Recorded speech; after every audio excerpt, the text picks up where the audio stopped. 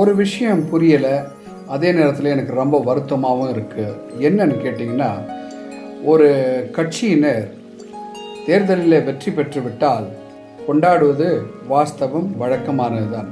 ஆனால் அதற்கு பிறகு கட்சிகளுக்கிடையே வெறுப்பும் விஷத்தை கக்கக்கூடிய வன்மத்தையும் வழக்கமாக கட்சியினர்கள் இடையில் செய்து கொள்ள மாட்டார்கள். ஆனால் இப்பொழுது என்ன நடந்து கொண்டிருக்கிறது என்று சொன்னால், தற்போதைய தாவேகாவினர் திமுகவினரும் திமுகவினர் மீதும் அதிமுகவினர் மீதும் அல்லது மற்றவர்கள் மீதும் அல்லது திமுகவினரிடையிலிருந்து சில பேர் இந்த பக்கமும் இவர்களை எதிர்த்தும் சில ஊடகங்களில் பேசிக்கொண்டு தான் இருக்கிறார்கள்.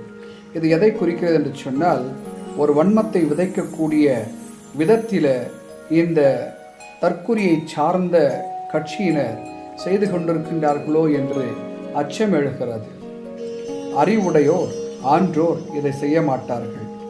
சில்லற பசங்க தான் தனக்கு ஒரு பொறுப்பு கிடைச்ச உடனே, ஒரு பதவி வந்துட்ட உடனே தலைகால் புரியாமல் ஆடுவாங்க, பாடுவாங்க, என்னென்னமோ செய்வாங்க, அடுத்தவங்களை கேலி பரிகாசம் செய்வாங்க, அப்புறம் நக்கல் பண்ணுவாங்க, என்னென்னமோ பேசிக்கொள்வாங்க. இதெல்லாம் விடுத்து தாவேகாவினர், குறிப்பாக விஜய் முதல்வர், உங்களுடைய சகாக்களை சரியான முறையில் வழி நடத்துங்கள்.